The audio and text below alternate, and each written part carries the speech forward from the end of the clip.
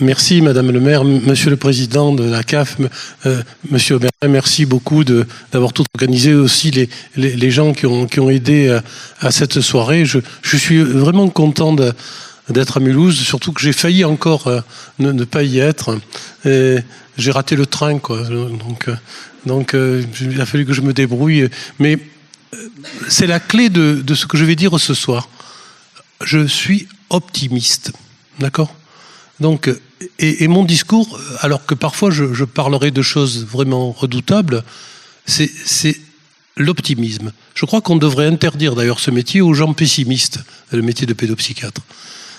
Et donc, je crois qu'on va aller dans ce sens, et j'ai deux façons de fonctionner. Soit, le plus facile pour moi, c'est-à-dire je pars sur des exemples cliniques partant de pathologie, hein, pour aller du pathologique au normal, des coups difficiles pour mieux comprendre ce qu'est la normalité. Soit je balaie un peu pour comment je réfléchis, parce que le prochain livre que je devais sortir, c'est Comment être parent. Donc 600 pages dans la collection des nuls, vous imaginez un peu le travail, quoi. Et donc j'étais content de venir en train parce que j'allais travailler, et là j'ai pas travaillé, donc je suis encore en retard. Donc, donc est-ce que les théories sont passionnantes à partir du moment où on les rend simples? Je vous donne un exemple. Une des grandes psychanalystes post-freudiennes, Mélanie Klein, dit que, et alors ne quittez pas la salle parce que vous allez voir comme c'est terrible, elle dit que l'enfant passe par une phase schizoparanoïde pour arriver à une position dépressive. Donc, qu'est-ce que c'est clair? Si on dit au contraire, le petit bébé, d'abord, il colle avec sa maman, il fait corps avec sa maman, et puis après, il comprend que lui est différent de sa maman, et là, il se met à pleurer. Vous avez compris, Mélanie Klein, quoi. Moi, il m'a fallu à peu près 20 ans pour comprendre. Et là, d'un coup, en quelques minutes, vous avez compris ça. Donc, c'est ça le jeu. Le jeu, c'est un propos d'Albert Camus. Parler le langage de tous pour être compris du plus grand nombre. Et dans le fond, vulgariser, c'est pas vulgaire, quoi. C'est tout sauf vulgaire. Et donc, on va cheminer comme ça tout au long de la soirée. Par exemple, si je dis, par exemple, si je dis, et puis je réponds à la question quand même que vous m'avez posée, parce que je n'oublie pas la question, les tranches d'âge, les moments clés de la vie de l'enfant. Si je vais chez John Bowlby, donc après l'expérience de Harlow, je vous raconte, c'est un petit singe qu'on met dans une cage, on le prive de tout, puis il a une fourrure, et donc après, il se colle à la fourrure plutôt que de manger du lait, tellement que sa mère est plus importante que la nourriture. Donc c'est l'expérience fondamentale de Harlow, et c'est le début de tout le courant comportementaliste. Mais Bowlby, il dit, quand tu as une mère insécure, c'est cuit pour la vie, quoi. C'est idiot, quoi. Est-ce que ma mère était sécure? Je suis pas sûr. Hein. Est-ce que vos mères étaient sécures? Je suis pas sûr. N'empêche que vous avez l'air d'aller pas mal. Hein. Et que quelque part, ce que je veux dire, c'est que tout se joue toujours, quoi. Que c'est pas vrai que tout se joue de 0 à 6 ans, par exemple, de 0 à 3 ans. Il y a beaucoup de choses qui se jouent. Et bien sûr que je vais dans les pas de mon ami Boris Cyrulnik. Bien sûr que les premiers 1000 jours, c'est important. Mais c'est pas fondamental. C'est pas fondamental. Ça se rejoue toujours. Et puis, si on va alors à l'extrême du développement, si on voit les enfants en situation de handicap, qu'est-ce que j'ai appris des parents qui ont eu des enfants en situation de handicap, quoi. Et j'aime beaucoup l'expression de Charles Gardou qui dit « il n'y a pas de vie minuscule ». Il n'y a pas de vie minuscule. C'est une expression superbe. Et on s'aperçoit surtout qu'on ne doit pas, nous les psychiatres, ou les psys, ou les éducateurs, ou les enseignants, toucher la réserve d'espérance des parents. Parce que quand un parent a un enfant en situation de handicap, son métier, c'est d'espérer, quoi, qu'il progresse. Et alors, je vous racontais que récemment, je vois en consultation, ils reviennent me voir parce qu'ils me croyaient mort et là ils m'ont retrouvé, donc ils sont contents. Donc ils m'ont retrouvé et ils viennent me voir avec un autiste, mais un vrai, pas le spectre autistique maintenant, parce que tout est autiste, même un verre d'eau maintenant si on réfléchit bien. Et quand on dit spectre autistique, on attaque 2 fois les gens. Spectre et autiste. ils entendent que ça. Donc moi, je parle d'autisme de Kanner, c'est-à-dire une maladie neurologique entre nous, hein, qui fait que l'enfant ne se développe pas et qu'il n'active pas toutes les zones. Au demeurant, avec tout ce qu'on a travaillé, si on ne savait pas qu'il y avait quand même des zones qui ne s'activaient pas, c'est qu'on ne comprend rien au développement de l'enfant, quoi. Et donc je vois ce gosse, cet enfant autiste qui rentre dans mon bureau, c'est un tourbillon, il pousse tout. Sa mère, ce sont des Algériens, m'avait amené des gâteaux post-Ramadan, tu vois, parce que c'est un moment fort, alors, le post-Ramadan. Moi, ce que j'aime dans le Ramadan, c'est le post-Ramadan, tu vois, pour les gâteaux. Et donc, mais comme dans l'histoire, quand par exemple dans la culte hébraïque, on mange pas de blé, puis après on se jette sur les galettes, et le Christ il rompt des pains, il le donnait à ses apôtres en disant mange, etc. Vous connaissez aussi bien que moi la formule. Donc j'adore le post-Ramadan, et donc la mère m'amène des gâteaux fabuleux, tu vois, avec surtout les cornes de gazelle là, je déglutis, vous voyez, le goût c'est le très archaïque. Et l'autre évidemment il rentre, il balaye, il fout en l'air le paquet, il commence à en bouffer, et je l'engueule, je dis Fares, tu me casses les pieds, c'est pour moi, c'est pas pour toi. Alors il grommelle, il a des stéréotypies, c'est un autiste. Mais c'est un autiste, mais il y a, avant que je meure, donc il y a 2-3 ans, quand je l'avais vu, le père vient me voir un jour, il me dit voilà, tous les 6 mois, il m'amène ce gosse régulièrement, etc. Depuis 30 ans, 35 ans, je sais plus. Et il me dit, il a appris à lire. Alors je dis, écoutez-moi, monsieur, je vous en prie. Et il me dit, faites-le lire. J'avais l'équipe sur mon bureau, parce que j'ai toujours l'équipe. Je suis accro du rugby, bien que Marseillais, je suis Toulonnais, donc accro du rugby, évidemment. Et donc, j'avais l'équipe, je lui tends l'équipe, et il lit l'équipe. Donc, vous voyez, dire qu'on ne sait pas, c'est plus important que de dire on sait. Et plus je vieillis dans ce métier, et Dieu sait si j'ai vieilli maintenant, plus le diagnostic, je m'en fous, quoi. Ce qui compte, c'est la relation qui s'instaure entre les parents, le gosse et moi. C'est-à-dire que plutôt qu'une neutralité bienveillante, je préfère l'empathie sensible. C'est-à-dire en quelque sorte la conscience qui interroge la conscience. Je deviens le gosse, l'adolescent que je vois en consultation, quoi, pour comprendre son malaise. Et je trouve que c'est quelque chose qui, dans le monde éducatif, dans le monde enseignant, dans tous les mondes qui s'intéressent à l'enfant, est un fait fondamental, quoi. J'étais là, il y a 2 semaines ou 3 semaines, je ne sais plus, j'étais dans le Piémont, à Albe. Alors là encore, un souvenir gustatif. Il y avait de la truffe blanche avec des pâtes fraîches, donc ça vaut le déplacement. Et à ce moment-là, je vois, il y avait une expérimentation Montessori, une école Montessori, l'école nouvelle. Je vous signale que l'école nouvelle, c'est de 1910, donc c'est nouveau, c'est 1910, c'est l'école nouvelle. Et donc, avec les lettres rugueuses, vous savez, tout ce que Mara Montessori a appris avec faire un objet, etc. Et donc, je fais une réunion de travail avec les enseignantes de cette institution, avec des enseignants de Turin et de Milan qui me rejoignaient aussi, qui supervisent un peu l'expérimentation.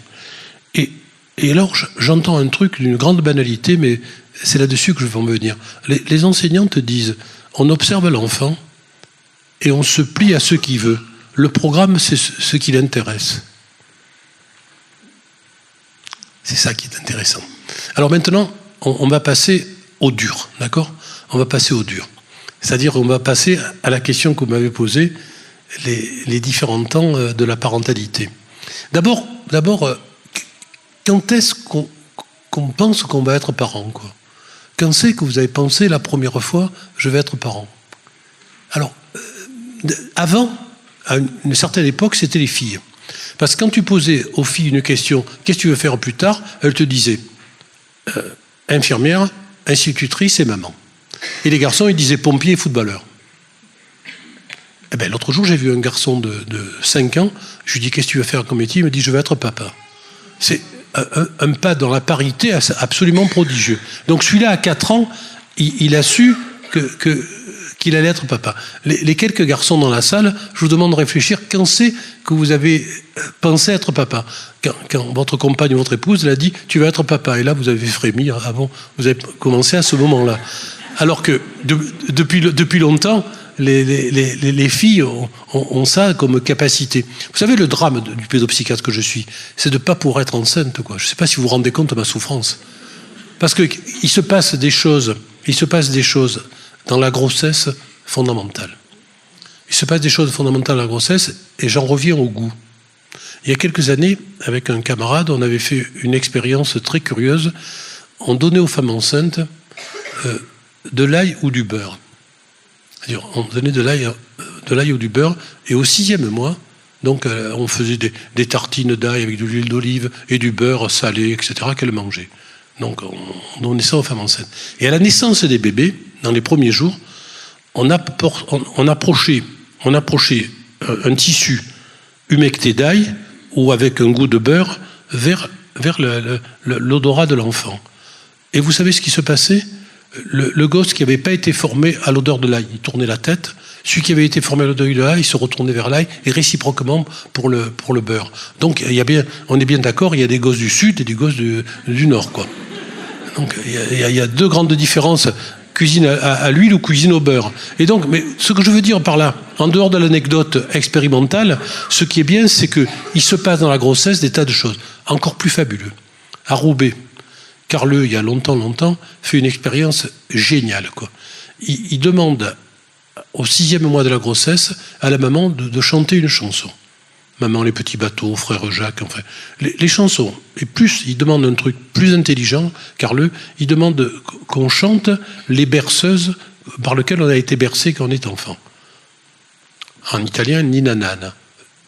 Et donc, on demande aux mamans, aux grands-parents, aux parents, aux pères aussi, de chanter devant le ventre et le bébé in utero. Et qu'est-ce qui se passe dans les premiers jours ? Il fait un audiogramme, Carleux, et il s'aperçoit, écoutez bien, que lorsqu'on chante, par exemple, Maman les petits bateaux, il y a à l'audiogramme une réponse de l'enfant qui a mémorisé la chanson. Encore plus mystérieux. Quand un bébé, regardez que ce soir avec votre compagne ou votre compagne, quand il fait ça, c'est qu'il rêve, quoi. Hein ? Donc vous le réveillez, vous dites de quoi tu rêves ? Tu rêves de moi, sûrement ? Bon, pas sûr. Pas sûr. Le rêve, c'est assez libertaire. Et donc, l'idée, c'est que donc on a étudié, c'est l'équipe de Lyon, ça, qui a étudié le fait du sommeil paradoxal. Et écoutez bien, le sommeil paradoxal, à partir du 7e mois, 7e, 8e mois de la grossesse, est synchrone, est en même temps le sommeil de la mère et le sommeil de l'enfant. Ils rêvent en même temps. Et on peut se demander, on ne sait pas encore, on peut se demander si l'anxiété, la transmission, les goûts, les plaisirs, n'est pas transmis comme ça, n'est pas transmis par un rêve. Et la jolie phrase, c'est Georges Duby, le grand historien, qui l'a dit. Georges Duby, qu'est-ce qu'il nous dit ? Écoutez bien, c'est une phrase magnifique. La trace d'un rêve vaut la trace d'un pas. Et Duby avait raison, puisque la science prouve ça. Donc vous voyez, alors on voit, tout ça, ça a été complètement organisé par ce grand génie, ce Christophe Colomb du nouveau-né, qui est Terry Brazelton, il est décédé maintenant. Et moi, j'ai eu l'honneur et la chance de travailler avec lui. C'est-à-dire, il est venu à Marseille, on a fait des consultations ensemble, et après, j'ai fait venir, et j'ai été honoré, Joshua Sparrow, qui est son successeur à Harvard, qui est venu travailler 4 ans avec moi. Donc, quand tu as un professeur associé qui est prof à Harvard, tu peux un peu frimer. Tu dis, Harvard, c'est une annexe de mon service. Bon. En fait, Brazelton était génial parce que Clinton lui avait dit essaye de me faire de ce que tu peux voir en 3 minutes un examen de nouveau-né, quoi. Et donc une fois on est à Aix en Provence avec Brazelton dans une réunion avec les professionnels et Brazelton dit il me faut un bébé et il y a une participante qui dit j'ai un bébé de 9 mois moi qui est à la crèche à côté, allez me le chercher. Donc le bébé rentre avec la maman. Brazelton, bon là je suis en même temps, alors c'est compliqué, je suis Brazelton, puis après je vais être l'éducatrice et le bébé. Quand je me déplace, alors là je suis l'éducatrice et le bébé, je suis comme ça. Là, maintenant, je suis Brazelton. Qu'est-ce qu'il fait, Brazelton ? Brazelton, il se met un nez rouge, il se met son nez rouge, là, puis il fait ça, il tourne autour, puis il fait ça. Mais il ne s'approche pas. Il n'approche pas. Il n'approche pas. Et petit à petit, puis il remarque, et puis le bébé se tord, puis le bébé sourit, puis Brazelton s'approche de lui, grimace, et le bébé grimace comme lui.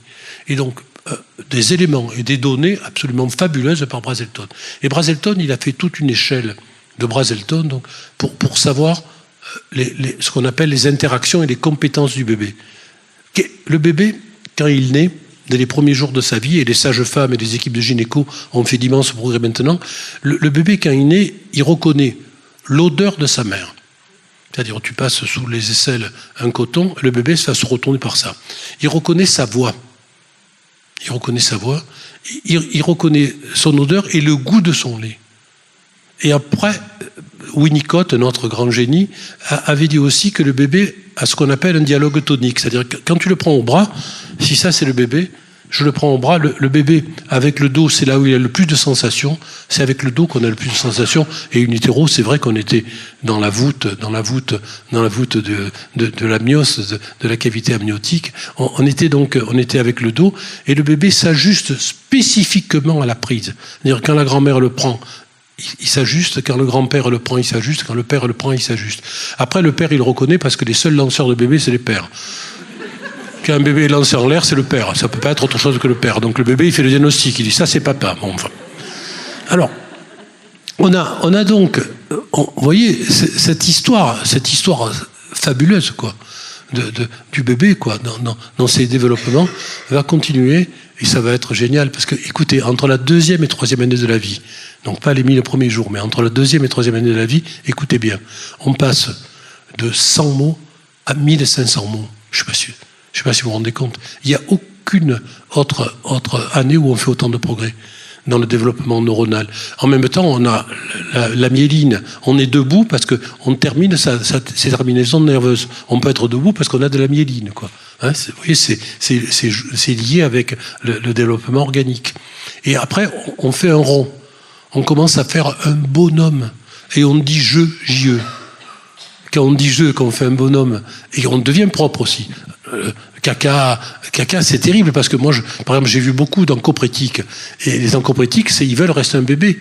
J'accouche de mon caca, comme ça je reste en ma mère. C'est moi qui accouche du caca avec ma mère. Alors quand tu dis ça aux parents, ils sont un peu étonnés, mais c'est ça l'encoprétie. C'est le fait de vouloir rester comme ça, malpropre, donc être nettoyé. C'est ça, hein, l'encoprétie.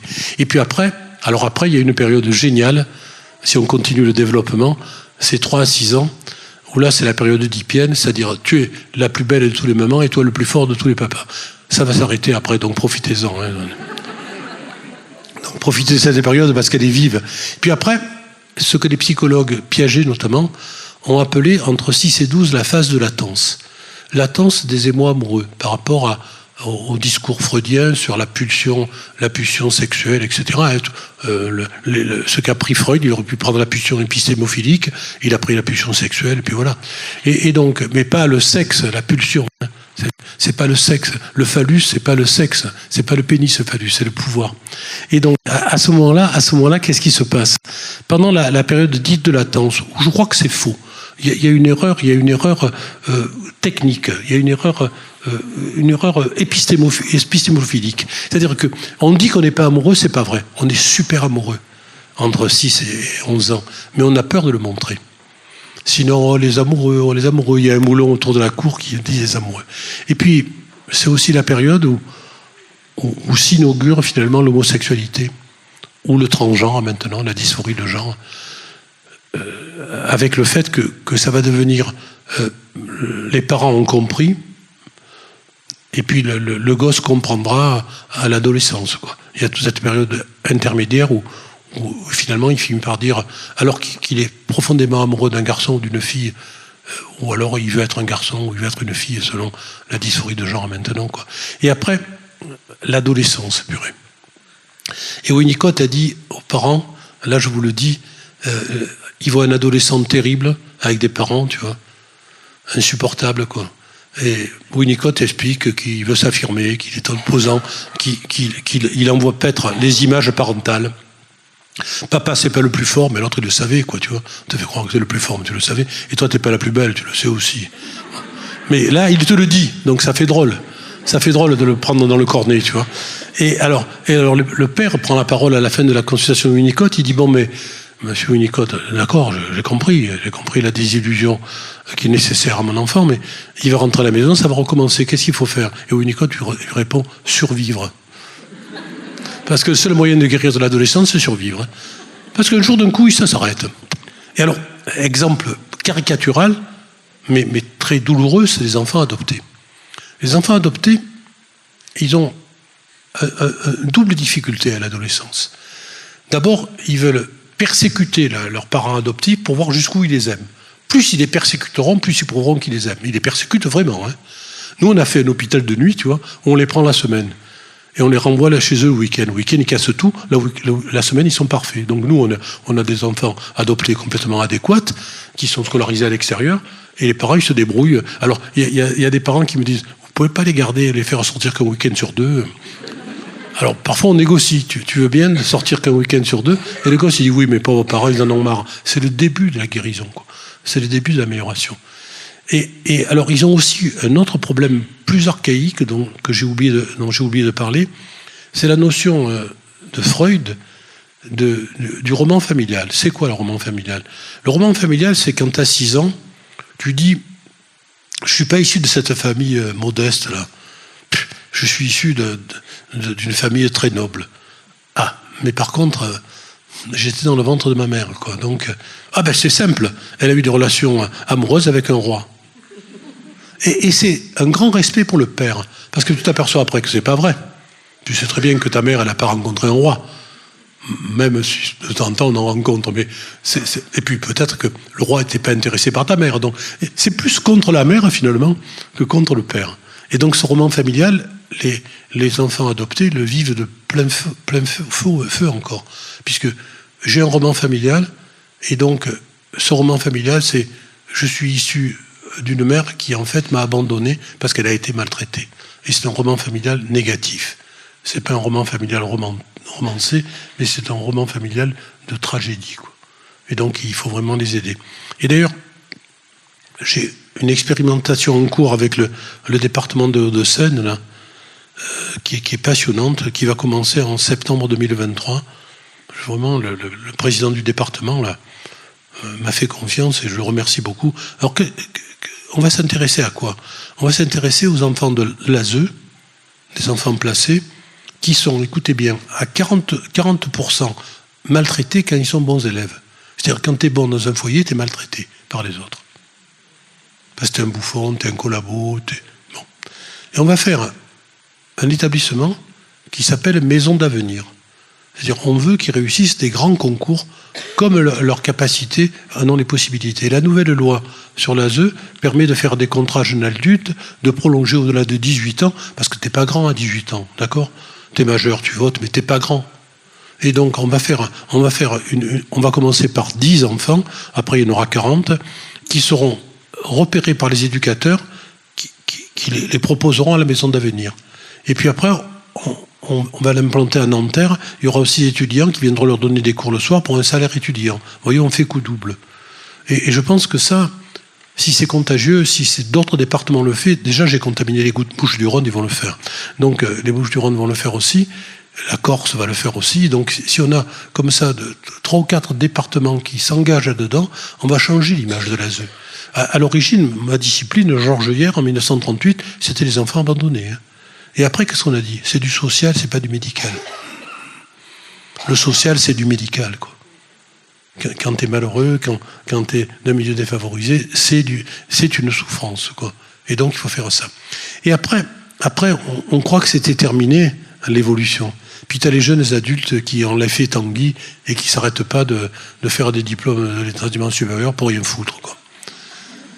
Et ça aussi. Ou alors tu as des gosses plus mystérieux, des gosses qui restent enfermés dans leur chambre avec jeux vidéo, hashish et qui ne sortent plus et qui s'enferment, qui sont hospitalisés à domicile. C'est un des trucs les plus difficiles de la psychiatrie, ça. Et il y a une association faite par mon ami Medj à Paris qui peut-être utilisera la vidéo. Et là, pour vous donner un exemple de ce qu'on peut faire aussi, la pandémie a été dévastatrice parce que la pandémie, et surtout l'arrêt de la scolarité en mars 2020, a accentué les vulnérabilités. La vulnérabilité des étudiants qui hésitent un peu sur leur carrière et vulnérabilité des enfants antérieurement fragiles. Ce qui a disparu, c'est les phobies scolaires parce qu'il n'y avait plus d'école. Ça, je suis d'accord. Le seul élément positif de la pandémie, c'était qu'il n'y avait plus de phobie scolaire. Mais par contre, on a, écoutez bien, 30% d'idées suicidaires chez les adolescents. Et puis, alors, comment comprendre ça? Si tu leur dis, le monde est foutu, voilà, le désastre écologique, si tu leur dis, vous n'aurez pas une carrière comme on a eu nous, les 30 glorieuses, c'est cuit, adieu Berthe. Si tu leur dis aussi, puis il y aura de nouvelles maladies, il y aura d'autres épidémies, et en même temps, sois optimiste, quoi, et crois à ton avenir. C'est impossible. On le met dans un enjeu, on voudrait qu'ils soient optimistes, alors que nous, on est pessimistes en diable, quoi. Et je crois qu'il faut leur laisser la balle, quoi. C'est à eux de jouer, quoi. C'est à eux de jouer, de changer le monde. On le voit avec les courants écologistes des enfants, comment ils nettoient les plages, comment ils font attention, comment ils sont respectueux des animaux, comment ils sont respectueux, garçons et filles, quoi. Le féminisme a réussi un exemple majeur. Ils ont réussi à féminiser les hommes. Alors maintenant, il va falloir ça va un peu masculiniser les femmes aussi. On va voir ce que ça donne. On va voir. Il y a des tas de... Et puis, moi, j'avais dit une bêtise aussi sur le congé paternité là qui a été voté. Je disais, ça me convient pas. Moi, je voudrais 6 mois de congé maternité pour l'allaitement, tu vois. L'allaitement de 0 à 6 mois. Après, les morceaux, il faut arrêter, sauf si tu es chélique, auquel cas tu continues jusqu'à 20 ans. Donc je disais bon, l'allaitement jusqu'à 6 mois, les morceaux, parce qu'on part à la découverte du monde dans le mordant, tu vois. Les morceaux, c'est vraiment l'apparition du monde. Et puis 6 mois de congé après paternité, pour que le père arrête son travail et soit tiers séparateur, aide le petit garçon ou la petite fille à jouer avec lui. Et je me suis trompé. Pourquoi? Parce que les hommes ont fait des progrès majeurs, quoi, les nouveaux pères. Ils prennent leur congé maternité maintenant pour soutenir leur compagne ou la mère au début avec le baby blues et un peu le malaise après l'accouchement. Et ça va diminuer la morbidité de la dépression du postpartum grâce à la présence des pères. Donc il faut laisser 6 mois au choix. Tu les prends quand tu veux, quoi. Et c'est ça, ce serait ça le progrès, tu vois. Mais faut-il ou non le rendre obligatoire? On est chez les Gaulois réfractaires. Si on le rend obligatoire, ça ne marchera pas. Mais ça serait bien obligatoire. Pour que, dans le fond, les carrières soient pas une évidence, quoi. On en parlait tous les deux. Les nouvelles générations sont plus tournées vers la vie, vers le hic et nunc, le ici et maintenant, plutôt que dans le devenir, quoi, dans la construction. On est dans une société adolescente, hein. On est en plein présent. On le voit avec les chaînes d'information continue qui sont un désastre total. Donc, on est dans le présent et un fait divers remplace l'autre. C'est un monde de faits divers, quoi. On est tous des faits diversiers, quoi, tu vois. Et on n'a pas la capacité à, un peu comme disait Fernand Braudel, je retourne en Méditerranée, on n'a pas d'avenir si on n'a pas de passé. C'est vrai aussi. Par exemple, moi, pour les petits des quartiers nord de Marseille, issus de l'immigration du Maghreb, quoi. Je leur demande toujours d'où vient ta famille, de quelle contrée, de quel village, que faisait ton grand-père. Ils ne le savent pas. C'est-à-dire, il y a 2 types d'émigration. L'émigration, par exemple, des Corses, le village est une entité qui ne disparaît jamais. Les Italiens, ils n'avaient pas de répit, au moins. Ils n'avaient pas de répit. Non. Ils avaient le côté un peu de croire en pas de répit. Et puis les migrations qui coupent avec le passé. Et donc c'est là où il faut retrouver du passé pour faire de l'avenir, quoi. Tu vois, c'est assez fondamental de retrouver du passé, parce que l'inclusion de l'histoire de la famille fait partie de l'inclusion possible des migrants, quoi. Tu vois, c'est ça qui se joue. Tu peux pas t'inclure dans une société si tu n'as pas les assises de la tienne. Si tu dis, par exemple, je sais pas, moi qui suis issu totalement de l'immigration italienne, ils savaient tous qu'ils crevaient la dalle, quoi, en Italie, et qu'ils étaient venus en France pour avoir de quoi manger, quoi. Et d'ailleurs, ils étaient tous diabétiques, tellement ils bouffaient après. Donc, et d'ailleurs, regardez comme dans les populations, je vois les Comoriens, par exemple, à Marseille, qui sont assez gros, qui mangent beaucoup, parce que le luxe, c'est la bouffe, quoi, tu vois. Pas bouffer, c'est terrifiant, quoi. Et puis, pas donner à manger à ses enfants, c'est impossible aussi, dans un statut familial. Moi, par exemple, quand j'étais petit, quand j'allais en Italie, j'étais guéri d'une sorte de restriction alimentaire, tu vois, parce que quand j'arrivais en Italie, c'était la pasta, premier plat, chez mes cousins et cousines. Et moi, négligemment, je poussais le plat de pâtes, tu vois. Sauf que mes cousins le prenaient et le bouffaient. Et au bout d'une semaine, je me suis cramponné aux pattes, sinon j'allais crever, tu vois. C'est ce que faisait Dolto, ça aussi, dans les refus alimentaires. Elle prenait le plat, elle le balançait à la poubelle. Je l'ai vu, ça. Elle prenait le plat, elle le balançait à la poubelle. Tu manges pas? Tiens, salut. Ah, Dolto. Et donc, vous voyez, est-ce que ce panorama vous convient? Mais ce qui va être plus riche maintenant, parce que je suis en pilotage automatique, je peux durer comme ça des heures. Hein. Donc, en fait, ce qui va être plus riche maintenant, c'est vos questions. Alors, par contre, j'ai une première demande à vous faire. Quand vous posez une question qui vous concerne, vous dites « j'ai un ami qui », comme ça, c'est pas vous. Comme ça, on est comme ça protège. Et puis, si la question est trop intime, je vous vois après, on discute tous les deux en aparté. Donc, je vous garde. Donc, si vous voulez me voir en aparté, vous posez une question dégueulasse et je vous vois après. On est d'accord? Et alors, je compte sur vous parce que le plus riche, c'est les questions. Hein. Ça, bon, ce laïus, vous pouvez le lire, c'est pas très original, mais je voudrais maintenant que vous interveniez et que c'est à vous de jouer et à moi de répondre, d'accord? Alors je suis prêt. À qui? La première est terrible, mais elle est terrible la première. Mais après la première, qui pose la première? Ouais, bravo. Je viens. Tiens. Comme c'est la première, elle est super simple. En fait, j'ai pas trop compris la période de latence. Je suis désolé. Voilà. Alors, la période de latence, c'est un terme des psychologues. Hein. Les psychologues ont dit, dans le développement de l'enfant, alors je réponds, puis après j'explique. Hein. Il y a d'abord la phase orale, c'est-à-dire la bouche pour explorer le monde, avec la phase orale et sadique orale, d'après Karl Abraham, c'est-à-dire lorsque l'enfant mord, par exemple, lorsqu'il coupe. Donc ça, c'est 0 à 1 an et demi. Après, il y a une période intermédiaire, la phase du non. Moi, j'ai pas cité René Spitz, mais je l'adore. René Spitz, il dit, les 3 organisateurs de l'enfance, c'est le sourire, l'angoisse de l'étranger, à 9 mois, et puis après, la phase du non, à 18 mois, qui reste vraiment authentique. Non, pas le pot, tu vois, c'est typique. Et alors, il y a cette phase donc d'opposition, puis après, il y a la phase oedipienne, la phase de j'adore papa, j'adore maman, etc. Et puis, une phase où les émois amoureux sur le père et la mère s'arrêtent. C'est pour ça qu'on dit latent. C'est pour ça qu'on dit les émois amoureux sont latents. Je ne suis pas tout à fait d'accord avec ça. On n'en parle pas. C'est le début de la pudeur aussi. C'est une autre notion très fondamentale. D'ailleurs, et c'est un conseil qui est fondamental pour éviter le drame des sévices, quoi. La pudeur, c'est ce qui protège le plus l'enfant.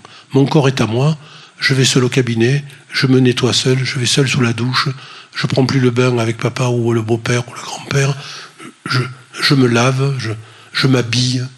La pudeur, c'est le médicament générique pour éviter les drames, quoi. Et donc latence, c'est aussi ce que disait Philippe Mérieux, c'est le moment d'apprendre. Le primaire, c'est le moment d'apprendre. C'est le moment d'apprendre. Surtout le CM1 d'ailleurs.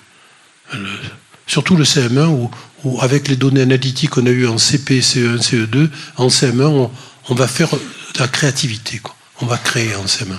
Le CM1, c'est un marqueur extraordinaire sur la scolarité future. Tu vois.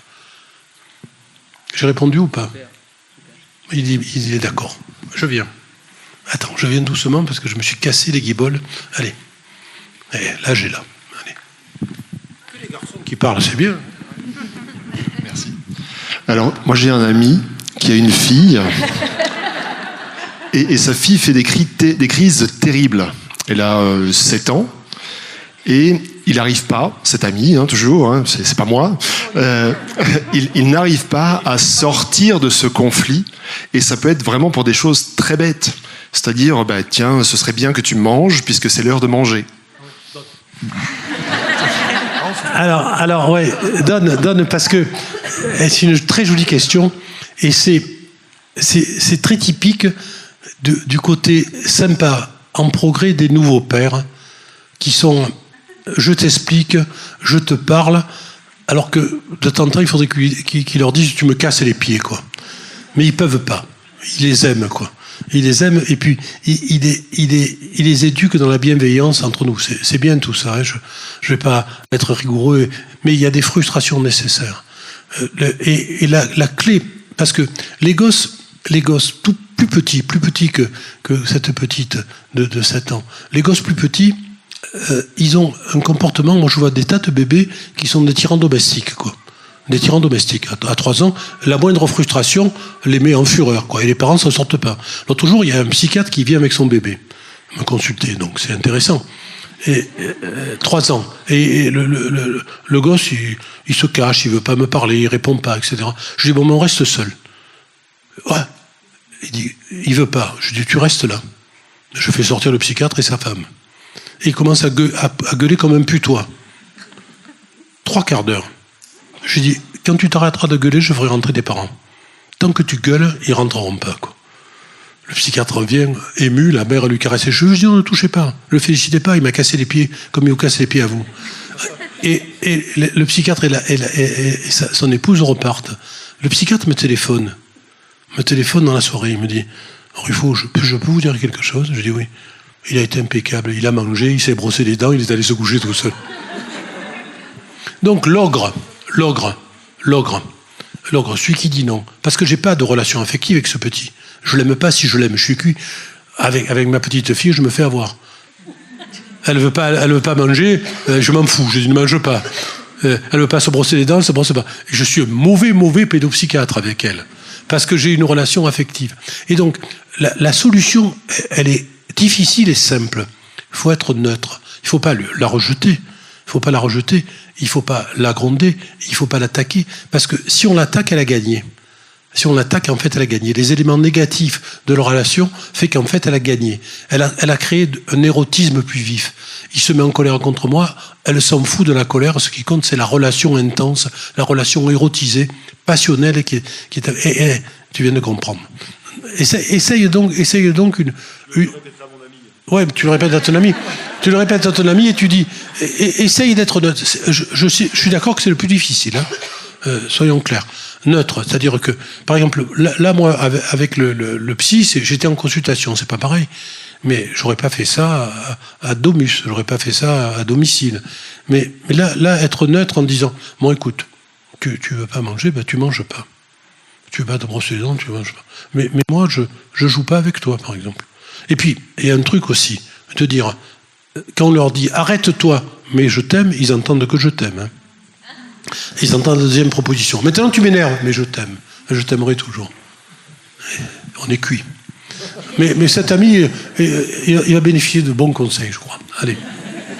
À qui? Allez. Ouais, je viens doucement. Tiens. Je trahis. Allez. Alors j'ai un petit garçon qui a 4 ans et qui depuis tout petit fait beaucoup de bruits, oui c'est ça, des bruits de dinosaures, il a beaucoup de gestes. Qu'est-ce qu'ils font comme un bruit, les dinosaures? Alors selon lui ça fait... Il le fait à la maison, à l'école, il fait aussi beaucoup de gestes, il bouge les mains, et je ne sais pas si je dois m'inquiéter ou pas, en fait. D'abord, il y a une question que je dois vous poser. Les dinosaures, c'est des bestioles intéressantes parce que ils n'ont jamais existé avec les hommes. Donc, pour le thème de l'idée de mort chez l'enfant, le dinosaure, c'est génial, quoi. C'est les prémices de la notion d'idée de mort, de finitude chez l'enfant. Et donc, les enfants de 4 ans, parfois, ils commencent à avoir une idée de mort. Si, par exemple, les grands-parents, ils ont la mauvaise idée de mourir à ce moment-là, il faut mourir entre 0 et 3, et 7 et 12, pas avant, hein, pas de cette période sensible. Donc, faites gaffe, mourrez pas. Donc vous mourrez pas maintenant. Et donc, après, ça ira mieux. Et donc, l'idée, c'est que... Alors, le bruxisme... Le bruit, surtout avec les dents, parfois il y en a qui se pourrissent même les dents du fond à force de ça. Le bruit, c'est aussi j'ai peur et par le bruit je suis présent, quoi. C'est un appel. Le bruit, c'est un appel. Je suis là. Je suis vivant, je suis là, et donc je fais du bruit. Et les gestes, c'est aussi le geste, c'est ce qui suit la notion de... Alors, c'est un peu compliqué ce que je veux dire, mais je vais m'expliquer. C'est la notion que les enfants, à cet âge-là, développent la notion d'espace avant de développer la notion de temps. C'est lorsqu'ils arrivent à la notion de mort que le temps apparaît, quoi. Parce que à 3 ans, un peu plus bas que ce petit garçon, à 3 ans, qu'est-ce qu'ils disent de la mort, les gosses? Je joue avec mon chat, je suis à la fenêtre, je tombe du 3e étage, je suis mort, je vais à l'hôpital et je retourne jouer avec mon chat. La réversibilité. Et après, d'un coup, parce que les phobies, les peurs de l'enfance qui sont la maladie, selon Freud, physiologique de la petite enfance, et selon Winnicott, un enfant qui n'a pas peur d'un orage dans les rues de Londres n'est pas normal. C'est magnifique comme expression. Donc c'est normal d'avoir peur, mais parce que la vraie peur, c'est la mort, quoi. La vraie peur, c'est la finitude.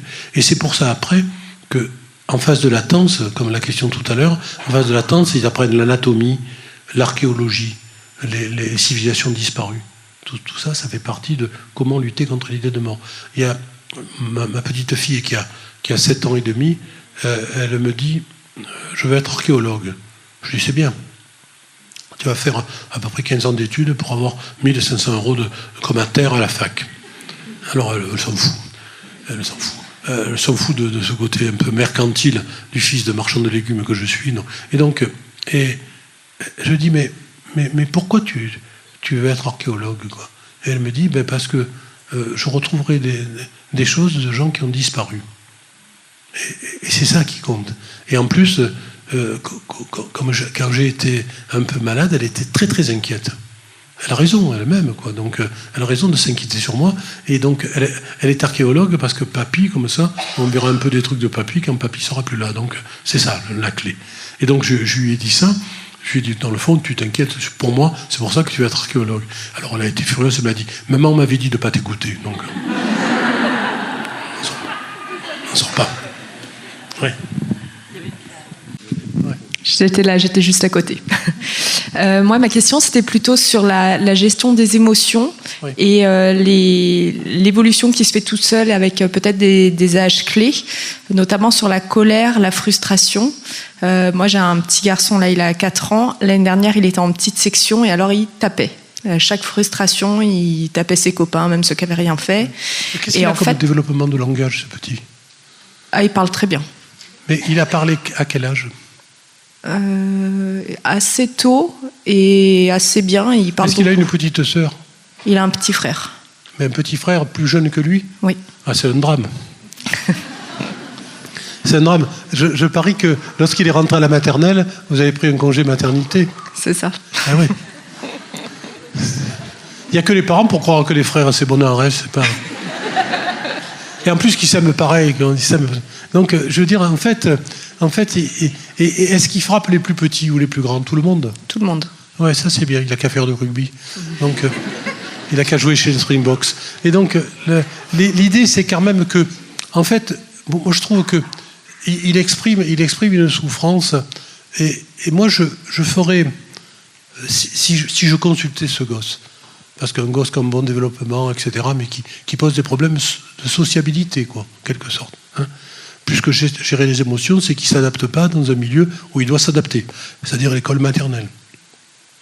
Déjà, il ne faut pas le faire sauter de classe, parce que sinon, après, il va perdre des copains qu'il a du mal à obtenir. Ça, faites gaffe à ça. Parce que parfois, quand on ne supporte plus un gosse, on dit s'il allait ailleurs, ça serait bien. Bon. Deuxièmement, il faut quand même, des temps individuels, seul, sans son frère, avec lui.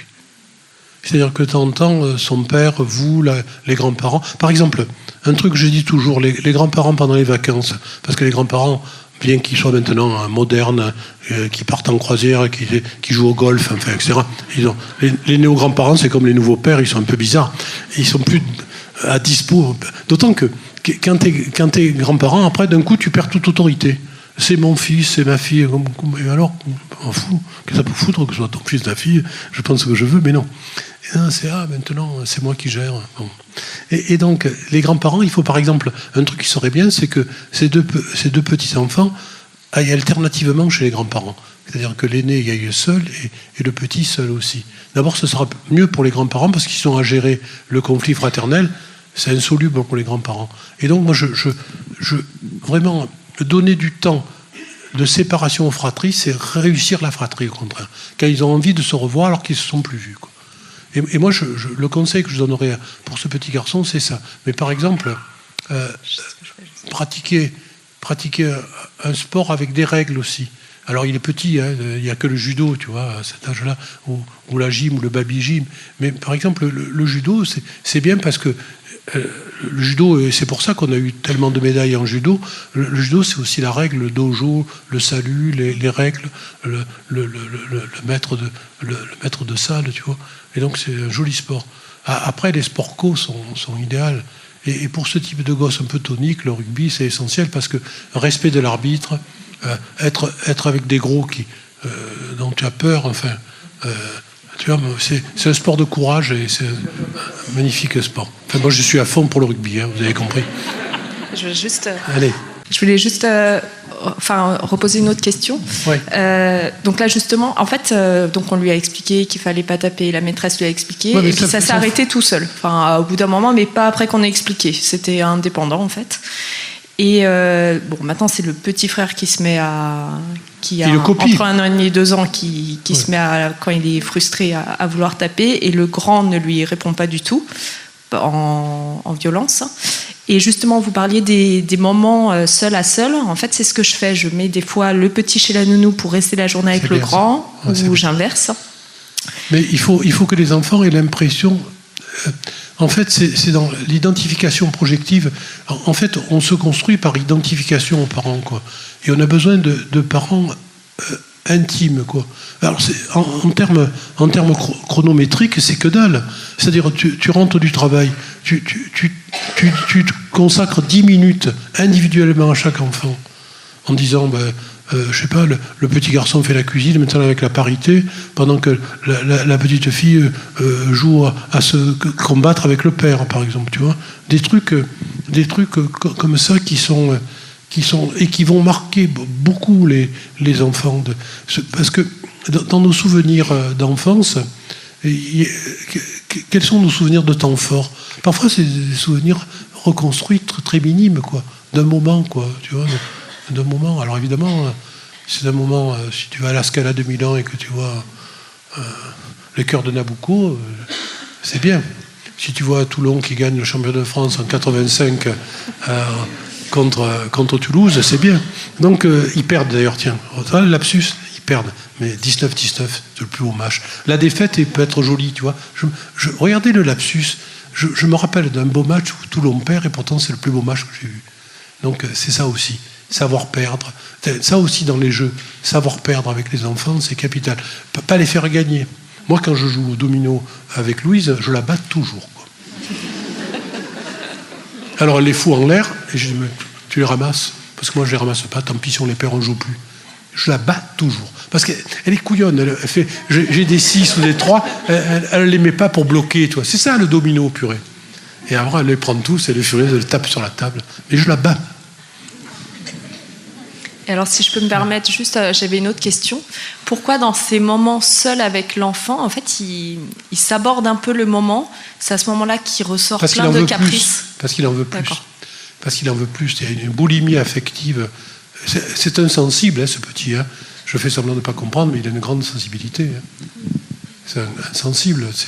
C'est pas un violent, c'est insensible, quoi. Et la sensibilité mérite des aménagements où il faut leur donner un peu plus, c'est-à-dire un peu plus d'attention sensible. Je sais pas. Moi, je crois, lorsque par exemple, je vais prendre un autre exemple pour mieux me faire comprendre. Quand par exemple je vois un gosse qui a des difficultés scolaires, qui est pas bon, qui arrive pas bien à lire, je demande en quoi t'es bon. Alors le gosse me dit, en dessin. Ah, fais voir tes dessins. Puis c'est lui qui vient après en me disant, mais tu sais, en lecture, j'ai du mal. Là, je gagne. Si c'est lui qui devient le partenaire de ce qu'on va faire pour lui, tu vois. Et donc, avec ces gosses très sensibles, il faut réussir à ce que la proposition vienne de lui. Par exemple, qu'est-ce qui s'est passé de bien entre nous ce soir? Qu'est-ce qui s'est passé? Qu'est-ce qu'on a fait de bien?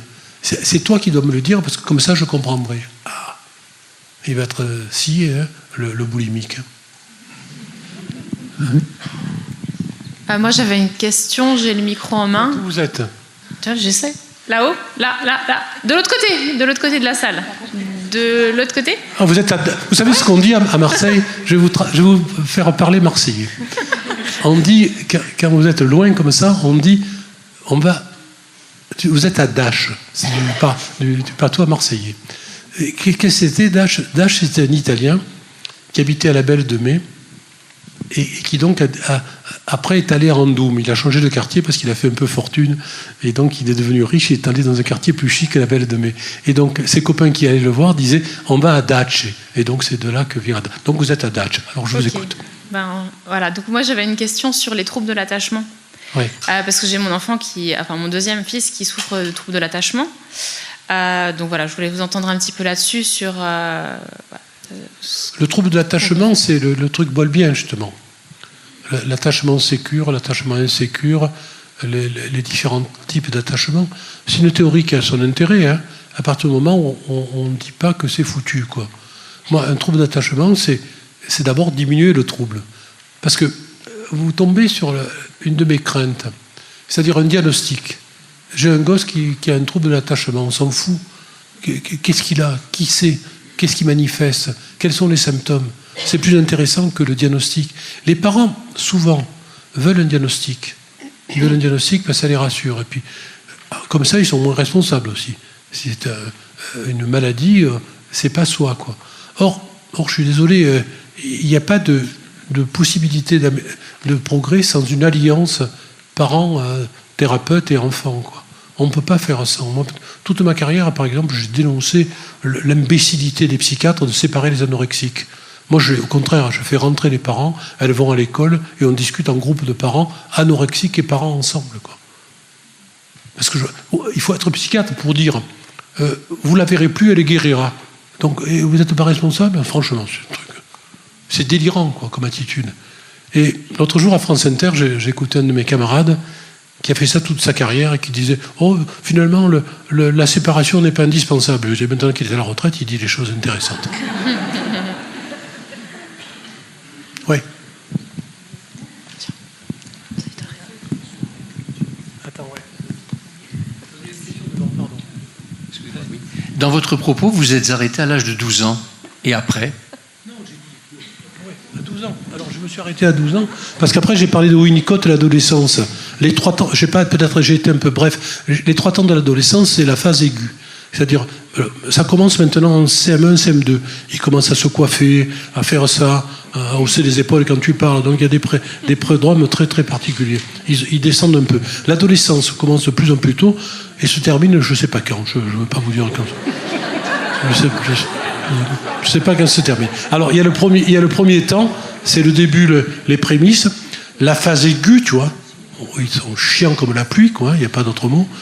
Enfin, encore que la pluie, moi, là, je suis content d'avoir vu de la pluie parce que je ne vois plus depuis des mois. Et puis après, c'est la phase de sortie. Un jour, bizarrement. Alors, la sortie de l'adolescence, les sociologues ont dit des choses intéressantes. C'est quand il n'amène plus son linge sale et qu'il achète un frigo, quoi. Allez, ouais. Ma question porte sur un adolescent de 14 ans. Que vous connaissez bien? Plutôt bien. D'accord. Qui est au départ très sensible et qui s'est construit une carapace telle que parfois ça m'effraie. Comment il coupe avec les émotions. Et l'empathie, on n'en parle même pas. Dans ma relation avec lui, j'essaye de remettre dedans de l'émotion parce que je n'arrive pas à le contacter. Et en même temps, dans son groupe de pairs, je comprends à quel point c'est vital de se protéger pour pas être dévasté, pour pas être... Vous posez une question assez passionnante parce que les instables, les casse-pieds, les hyperactifs, on en parle toujours, on ne parle jamais des inhibés, des timides et des gosses repliés, quoi. Et des rêveurs aussi. Parfois, il y a des parents qui m'amènent des gosses parce qu'ils rêvent, des gosses rêveurs au fond de la classe. Souvent, d'ailleurs, pas pris en compte à l'école parce que le rêveur tranquille, il ne te casse pas les pieds quand tu es enseignant ou enseignante. Par contre, celui qui bouge, tu vas essayer d'être à côté de lui pour lui donner des trucs parce que sinon, il te pourrit la classe, quoi. Alors, ce gosse-là, le gosse que vous connaissez bien, déjà, il n'est pas comme vous, quoi. Ah, c'est comme ça. On n'a jamais les parents qu'on mérite et les enfants dont on rêve. Ça, c'est Et donc, il n'est pas comme vous, et donc, et vous cherchez un contact, alors que lui, il cherche au contraire à se protéger du contact. Et donc, moi dans ces cas-là, je demande à le respecter, sauf si la maman, le papa s'inquiète sur un isolement, auquel cas, là, je dis qu'il faut une psychothérapie, mais une psychothérapie avec les parents qui vont. C'est-à-dire, c'est pas lui qui va en psychothérapie comme s'il était malade, c'est on comprend pas, on n'arrive pas à bien discuter, on y va ensemble parce qu'on a besoin aussi de parler avec quelqu'un pour mieux te comprendre. C'est moins dangereux que la chirurgie, la psychothérapie. Hein. Et peut-être ça peut être utile pour lever chez vous une anxiété qui risque au contraire de le renforcer dans son attitude.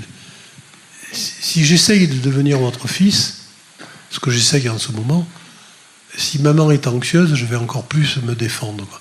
Je vais encore plus mettre encore de barrières pour éviter qu'elle ne perçoive mes fragilités qui existent. C'est intuitif ce que je dis, c'est peut-être complètement faux, hein, mais bon. Parfois c'est vrai, parfois c'est faux, c'est la psy. Il faut se méfier des psys. Quand par exemple ils vous posent une question, c'est qu'ils n'ont rien compris. C'est-à-dire...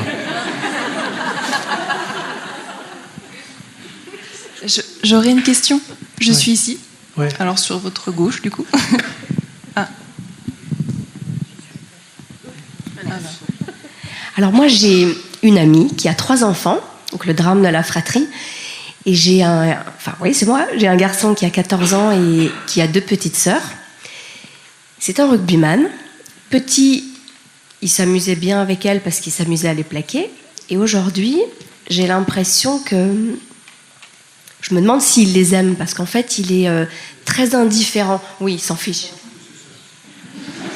Il s'en fout de ses sœurs, il pense qu'au sexe, quoi. Il a 14 ans, c'est une bête sexuelle.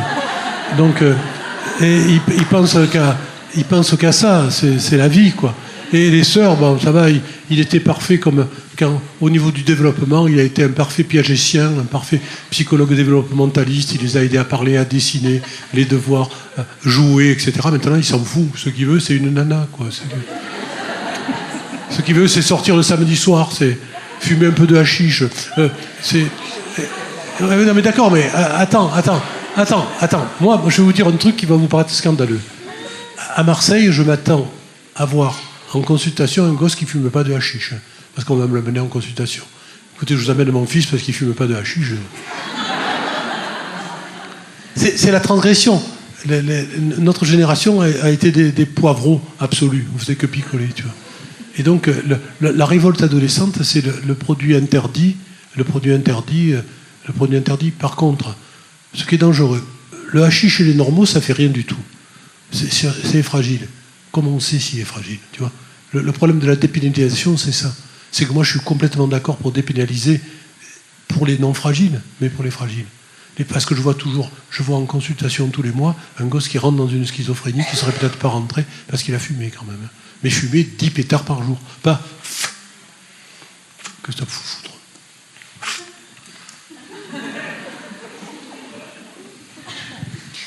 Ah, j'ai une question. Je suis là, sur votre gauche. Au fond. Encore attache, ouais. Voilà. Alors, vous avez évoqué tout à l'heure l'encoprésie. C'est un sujet qui m'intéresse beaucoup parce que je suis maman d'une petite fille de 2 ans et demi qui peut hurler plusieurs fois par jour, plusieurs fois par heure en Mais c'est surtout ses se retenir ou faire caca dans la couche à cet âge. De ne pas faire autrement que dans la couche, ou refuser d'aller au pot, etc. Alors, elle bloque complètement ses selles, peu importe que ce soit dans la couche ou sur le pot, en fait, elle retient ses selles, elle hurle vraiment, ça devient très très compliqué. On a essayé des traitements médicamenteux qui n'ont pas été faits, en tout cas selon le terme. Surtout pas de suppo. Surtout pas de microlax. Non, mais je le dis parce que... Ça a été prescrit. Je dis parce qu'en cas de séparation, tu vois, en cas de séparation, microlax, ça va faire des horreurs, des choses terribles, quoi. Et justement, je ne sais plus comment l'accompagner, en fait, comment lui parler, Non. comment m'adresser à elle pour... Non, mais il faut aller dans un camp, là. Moi, je sais que... Moi, j'adore l'encoprésie. Je n'ai pas été encoprétique, hein, mais j'adore l'encoprésie. J'adore parce que, au début, c'est un combat. Au début, je les vois comme ça. Et je dis, qu'est-ce qui t'arrive ? Dis-le-moi. faut leur faire dire. Puis ils se ferment comme ça, ils veulent pas parler, ils sont très très rentrés, très. Et puis petit à petit, je leur explique que le caca, c'est un peu la maman et le papa, c'est accoucher de son caca. Je dis des choses étonnantes au niveau de l'enfant. Je parle avec eux de leur encoprésie. Et je crois que ça vaut une psychothérapie. Alors à cet âge-là, c'est le CAMS, Centre d'aide médico-sociale et précoce. Il y a des CAMS partout, et les CAMS ont l'habitude de ça. Ça peut être un groupe de parole, ça peut être une psychomotricité, je ne sais pas, ça dépendra de l'indication de mes camarades du CAMS. Mais ça, il ne faut pas laisser traîner parce que, alors là encore, la parité, avant c'était que les garçons. Maintenant, c'est presque garçons et filles à égalité. Avant, c'était que les garçons. Il y a 20 ans, c'était que les garçons. Et donc, il faut faire attention parce que il ne faut pas que ça dure, parce que Freud disait un truc faux, mais il a dit quelques trucs faux. Il disait que c'est la base de la perversion. N'empêche que c'est quand même de très antisocial. Si ce n'est pas la perversion, la psychopathie, c'est quelque chose de très, très antisocial. Et puis ça peut durer jusqu'à 9-10 ans, tu vois. Donc, vraiment, intervenir précocement là, c'est essentiel pour cette petite fille et pour vous. D'accord. Après, par contre, il faut qu'elle est plus grande, qu'elle se nettoie, que c'est elle qui mette les trucs au lave-linge, qu'on ne la change pas, que ce soit elle qui la change. Parce qu'en général, quand ils sont plus grands, quand ils vont à l'école, ils disent les cabinets étaient sales, je jouais, je ne me suis pas aperçu, et ils se souillent à la sortie. Et donc, mais alors, il y en a plusieurs formes d'encoprésie, mais l'encoprésie la plus banale, c'est se retenir, ne pas vouloir aller sur le pot, et après, jouer avec ses selles aussi de manière particulière. Enfin, tout ça, c'est en fait régresser, c'est pas vouloir grandir. C'est pas franchir le cap que je disais de René Spitz, le fait de l'individuation, le non. C'est une façon aussi de manifester l'opposition. C'est souvent des enfants très très opposants. Très opposants. Et ils manifestent leur opposition sur l'encoprésie. L'énurésie, c'est plus banal, c'est 15% de la population, donc là, tout ça a pissé au lit, donc...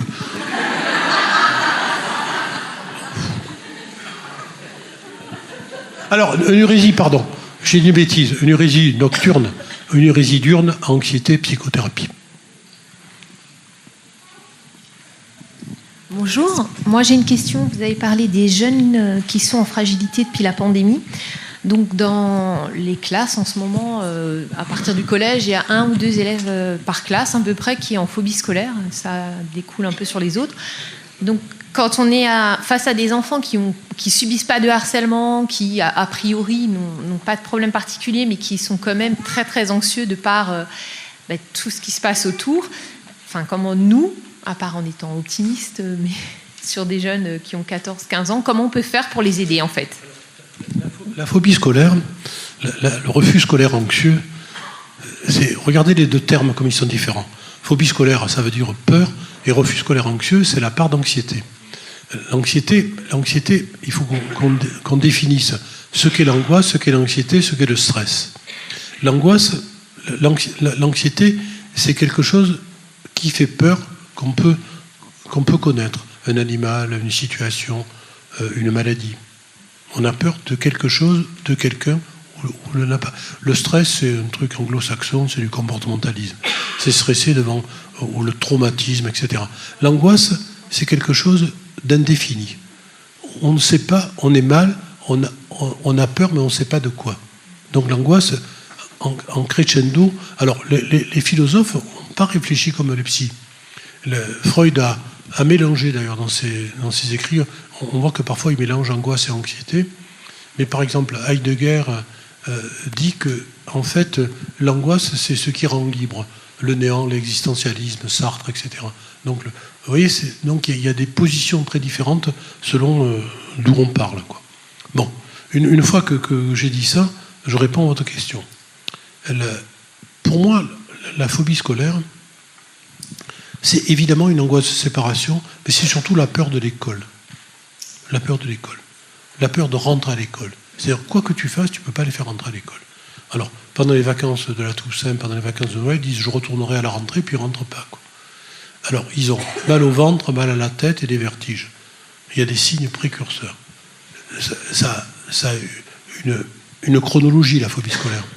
Et donc, on va, par exemple, dans mon unité, là, on va faire un truc très très particulier pour aider les enseignants, les clubs de santé scolaire, les infirmières, les assistantes sociales, les médecins scolaires. On va faire un truc en vidéo. C'est-à-dire que tu as un gosse qui vient à l'infirmerie parce qu'il a mal au ventre, parce qu'elle a mal au ventre. C'est toujours mal au ventre. Je ne veux pas aller à l'école, j'ai mal au ventre. C'est toujours ce qu'ils disent. En général, c'est le mal au ventre. Et donc, tu es à l'infirmerie, et là, en direct, on dépsychiatrise. Tu es en direct avec le psychiatre ou le psychologue qui discute avec toi et qui demande un présentiel s'il voit que ça augmente. Et je me demande si ce n'est pas un vaccin psychologique, ça. Si cette histoire de la vidéo n'est pas quelque chose qu'on peut utiliser de manière très très particulière et très intense. Puis il faut pas abandonner les équipes. Il faut aider les aidants, quoi. Moi, je suis un fan des enseignants parce que fils de migrants qui vendaient sur le Croix Lafayette, sans les enseignants, les gars, je ne serais pas professeur de psychiatrie. Donc vive les enseignants et les enseignantes. Donc il y a ça. Mais si tu les aides pas, les enseignants, si tu leur permets pas une formation, une aide, par exemple, il y avait un truc en Nouvelle-Aquitaine de toute beauté sur ce sujet, et c'est une journée géniale que vous pouvez peut-être voir en vidéo, et où justement, depuis 6 ans, ils font des formations sur la phobie scolaire aux enseignants de la région. Tu vois, ils font quelque chose que les enseignants connaissent bien. Alors, CNED, pas CNED, Centre national d'enseignement à distance, pas Centre national à distance, tout ça se discute. Parfois, moi, je déscolarise pour scolariser, quoi. Je veux plus qu'il aille au collège, mais je veux qu'il ait une scolarité, ce qui n'est pas tout à fait différent. Et je me méfie surtout de la phobie sociale, qui est la forme gravissime de la phobie scolaire. C'est plus grave la phobie sociale que la phobie scolaire. De même que dans l'anorexie, je fais une fuite des idées comme d'habitude. L'anorexie, je les hospitalise quand elles ne manipulent plus, quand elles sont déprimées. Là, elles se tuent, quoi. Tant qu'elles cassent les pieds, qu'elles mentent, qu'elles vomissent, c'est bonnard. Par contre, quand elles ne manipulent plus, là, elles sont en danger, quoi. Et la phobie scolaire, ça représente, écoutez bien, 10% des consultations de pédopsychiatrie. Et au Japon, 40% de consultations de pédopsychiatrie. Et les Japonais, dans la rigidité de leur enseignement, on ne peut pas faire pire. Quand ils sont dans le métro, ils font la queue. Moi, quand j'étais à Tokyo, je ne comprenais pas, ils font la queue dans le métro. Donc, les Japonais, quoi, on ne peut pas. J'ai une question. Je suis là, sur votre droite, là-bas. Phobie scolaire, harcèlement, je répondrai après. Alors je suis référente contrat jeune majeur pour l'aide sociale à l'enfance, donc juste en préambule, je voulais vous remercier d'avoir parlé de ces enfants de l'ASE, parce que c'est vraiment des pépites, donc voilà. Et il faut qu'ils réussissent des grandes études, quoi. Tu vois. Ouais. Ça changera l'ASE. Tu vois, si on a, il n'y a plus l'ENA, mais si on a 3 normaliens, 4 sciences po, etc., par département, tu vois, on changera l'ASE. Oui. Et puis c'est vrai que pour l'instant, on leur laisse pas trop le droit à la parole parce que leur réalité fait qu'il faut vite aller vers des. Non, puis les éducateurs, je comprends. Des professions. Ils les orientent vers des métiers, des formations courtes. Je comprends. Si j'étais éducateur à l'ASE, je ferais ça. C'est ça. C'est pas. Mais d'ailleurs, j'ai demandé, mais je ne sais pas si je vais réussir. J'ai demandé parce que quand tu es à l'ASE, tu as 47%. En moyenne, tu as 47 prises en charge différentes dans ton parcours. 47 familles. On parlait des familles et des frères et sœurs, 47 familles. Et donc il y en a plus, il y en a moins, mais il y en a 47. Et donc je voudrais que les éducateurs qui nous les confient, qui repèrent un gosse pour la maison de l'avenir, soient transférés avec son poste dans la maison de l'avenir pendant 3 mois pour ne pas créer une rupture entre le gosse et... Mais je ne sais pas si j'aurai gain de cause. J'espère. Parce que là, en tout cas, j'aimerais qu'il y ait cette continuité de prise en charge éducative qui soit respectée parce que c'est eux. Et puis, c'est la clé aussi de faire alliance avec les éducs. C'est-à-dire, si je dis à l'éduc, je compte sur vous pour m'aider à trouver ces gosses et les faire réussir, et que l'éduc participe. À la limite, ce que je ferai, c'est qu'il y aura un truc de visite, il viendra le voir, le gosse, on pourra retourner le voir de temps en temps. On maintiendra ce lien éducatif parce que, je veux dire, le référent est un symbole qu'il faut garder. Puis je ne peux pas créer une rupture de plus. En faisant ça, je crée une rupture de plus, donc je suis à côté de mes souliers, quoi. Alors, ça c'était le petit préambule. Le cordonnier étant le plus mal chaussé, j'ai une question perso. Moi j'ai 2 enfants, mais j'ai une grande fille qui a 20 ans. qui jusqu'à l'âge de 12 ans était très très très calme, très docile, trop calme en fait. Vraiment un amour, on pouvait l'emmener partout, on n'entendait pas. C'était on était presque fiers de dire l'éducation. Puis à 12 ans, c'est devenu un volcan. Et du coup, avec une adolescence très compliquée, puis aujourd'hui une jeune femme un peu révoltée mais engagée aussi, et du coup des relations très très compliquées, c'est-à-dire très fortes, parce que mine de rien à 20 ans, c'est ce que vous disiez, on a encore un enfant, elle a pris son indépendance, mais du coup il y a des moments où c'est très fort, et puis il y a des moments où il y a des rejets, et puis voilà, en tant que parent, quand en plus géographiquement on n'est plus à côté, on n'a plus vu sur pas grand-chose, comment est-ce qu'on peut apaiser le lien? C'est une très jolie question. C'est quand on est parent, on a tous un imaginaire de croire qu'on vivra avec nos enfants. On vit très peu avec nos enfants. On vit très peu. Les gens avec qui on vit le plus, c'est les frères et sœurs. Les parents meurent, les couples se défont, et les enfants ne vivent pas longtemps avec leurs parents. Et donc, quand je vous écoute, j'avais fait un travail avec les associations de parents adoptants, quoi. Et j'avais proposé, mais je n'avais pas eu gain de cause au niveau d'une ministre de la Famille qui était complètement idiote. Donc j'ai pas eu gain de cause parce que moi je voulais que tous les ans, sous réserve de leur acceptation, on fasse un point avec eux, avec les enfants adoptés. Au bout d'un an, puis un an après. Alors, langage, psychomotricité, scolarité, comme ça. Parce que si jamais à l'adolescence ça part en vrille, ils connaissent les gens et qu'on puisse les accompagner avec les parents avec lesquels on aurait fait alliance. Et donc, les parents d'enfants adoptés m'ont dit un truc. Dans la réunion, il y en a qui étaient opposés, qui disaient « Ah, mais ça va les stigmatiser, etc. » C'était des arguments contre ma proposition, qui étaient acceptables, hein, cet argument. Et puis, il y a des associations qui m'ont dit « Mais vous savez, Ruffo, à 30 ans, ça s'arrange. » Et ils ont raison. À 30 ans, 90% de ces sortes de tensions parents-enfants s'arrangent. Quand ils sont à leur tour parents, quand ils vous transforment en grands-parents, etc. Et alors, dans les adoptés, c'est génial parce que par exemple, moi j'avais proposé dans l'adoption, hein, dans la réforme de la loi sur l'adoption, je voulais que notamment pour l'adoption des couples de garçons sur lesquels j'étais favorable, je voulais que ce ne soit pas un couple qui adopte, qui se renferme sur l'enfant en étant de trop bons parents, mais que ce soit deux familles, les grands-parents, les oncles, les tantes, que l'acte d'adoption soit signé par les deux familles. Je trouve que c'est plus logique qu'un enfant biologique né, il y a la famille. Et qu'un enfant adopté arrive, il n'y a que le couple. Stérile, quand c'est des gens, un couple hétérosexuel, mais qui se renferme sur l'enfant de manière pathologique, quoi. Moi, pour le coup, c'est ma fille biologique. Ouais. Ouais, mais c'est pas de peau. Et pas de peau, ouais. Et alors, c'est une question qui est inhérente, c'est finalement, quand elle va aller dans des relations ou dans des mises en danger, alors minimes, mais quand même dans les fréquentations, dans les relations même amoureuses, et après, quand ça va pas, elle m'appelle au secours. Et moi, je fonce, je suis sa sauveuse. Ouais, il faut. Ouais, sauf qu'après, du coup, il y a de nouveau ce rejet, donc cette tension, est-ce qu'à un moment donné, on ne doit pas dire non comme... Imaginez qu'elle ne vous appelle pas, purée. Ouais. Tant. Il faut. C'est maman un jour, maman toujours. Vous êtes... Ouais. Mais alors après, ouais, voilà, quand elle rejette, c'est un peu épuisant. Mais ça finalement. Vous savez, vous m'évoquez, je vais faire une comparaison nautique. Quand on revient de Corse avec le Mistral, on est au pré serré, tu vois. C'est terrible.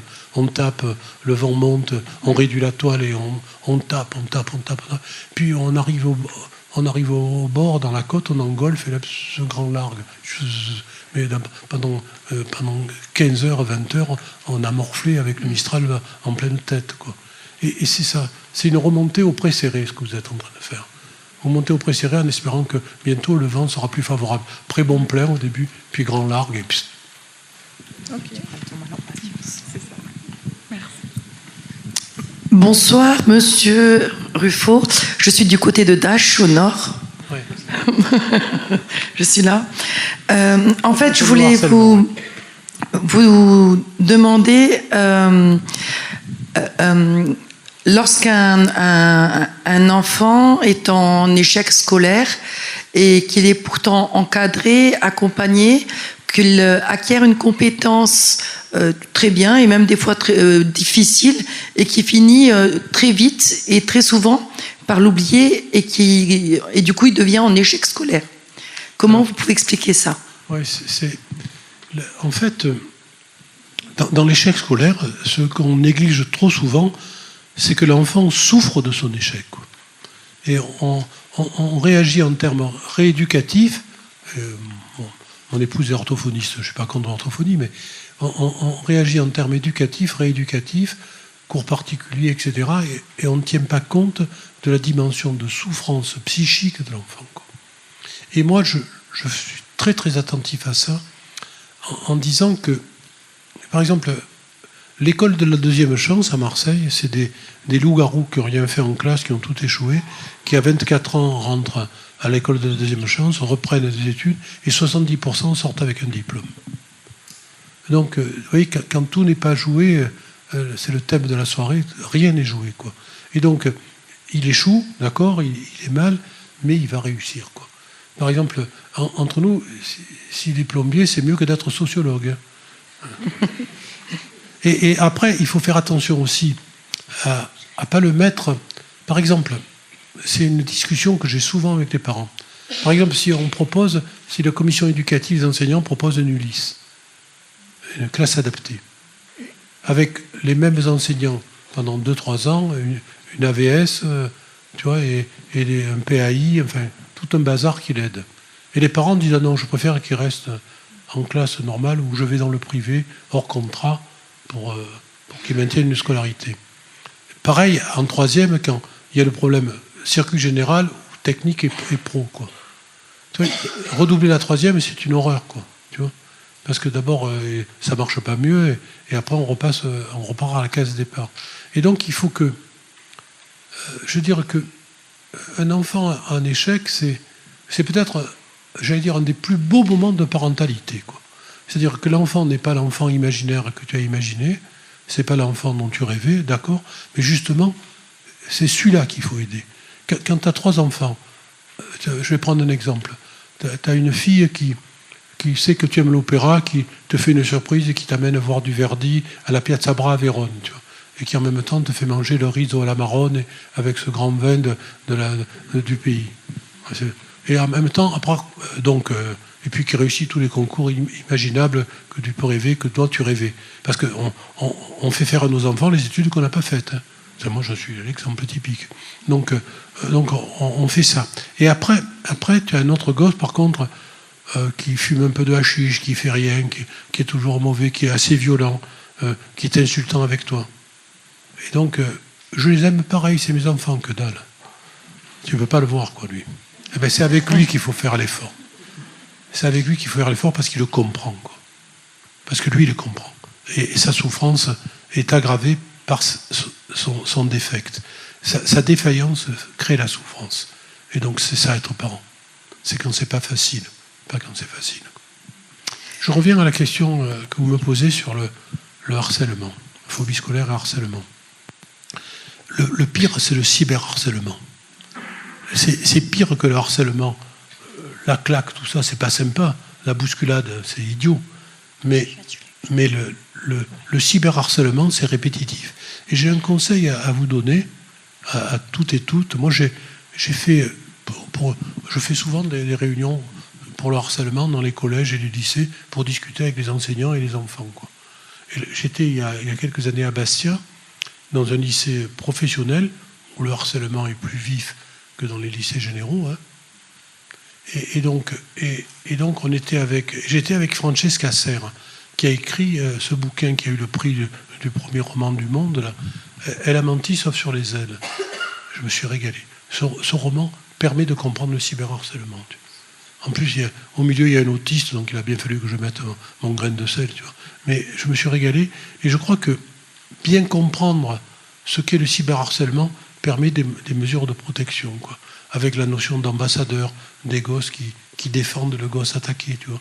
Et c'est un travail d'équipe. C'est pas un travail d'une prof ou d'un CPE ou d'un principal ou d'un proviseur, c'est un travail d'équipe, en mêlant les parents et aussi, écoutez bien, en s'occupant aussi de l'agresseur. Parce qu'il y a 3 catégories d'agresseurs. Il y a l'agresseur, il y a les suiveurs et les lâches, quoi, qui sont les plus nombreux. Qui disent, si j'interviens, ça va m'arriver à moi.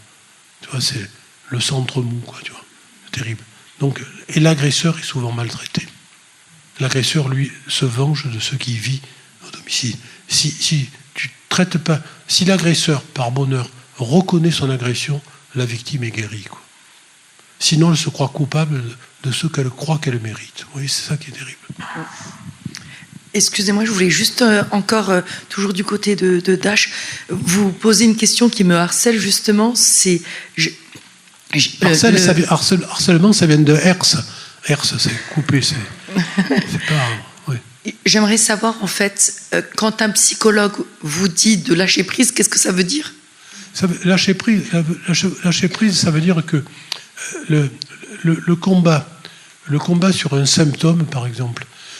Je répondrai par ce que m'a appris René Diatkine. Alors je vais la dire, la phrase, et je vais la répéter. René Diatkine, non, c'est Winnicott, pardon. René Diatkine dit autre chose d'intelligent, je vais le dire après. Winnicott, il dit, quelle est la différence entre la pédiatrie et la pédopsychiatrie? Quelle est la différence? La pédiatrie a besoin d'un symptôme pour avoir un deuxième symptôme qui fait un syndrome, donc un ensemble de symptômes qui représentent une maladie, pour aboutir à un diagnostic et un traitement. Le pédopsychiatre, il ne doit pas s'intéresser aux symptômes pour éventuellement en comprendre le sens.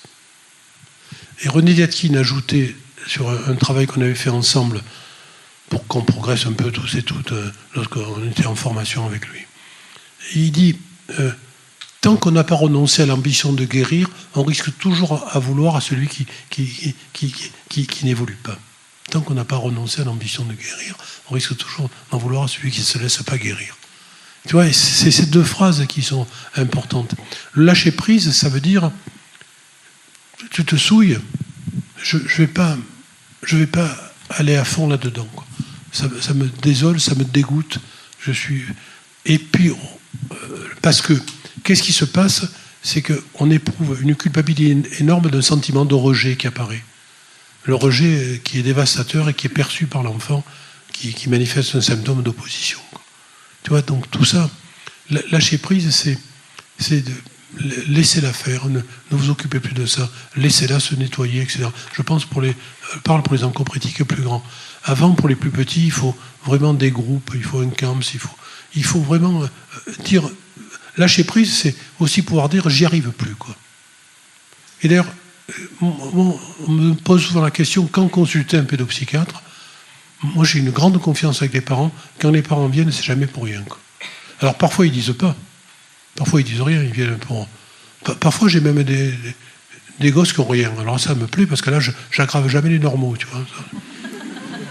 Je suis impeccable avec les normaux. Mais il y a quand même une inquiétude sourde. C'est parfois un truc qui s'est passé dans... Par exemple, l'exemple typique, c'est un père se suicide.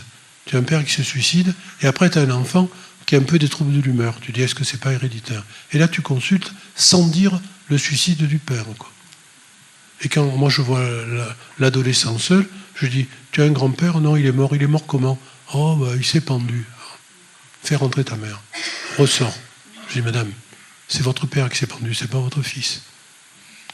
Parce que, tu vois, l'idée du non-dit qui crée des cryptes souterraines, un peu comme à Bari, dans la crypte de cette église incroyable des Pouilles, quoi, où il y a les trois confessions juives, chrétiennes et musulmanes ensemble dans une église œcuménique.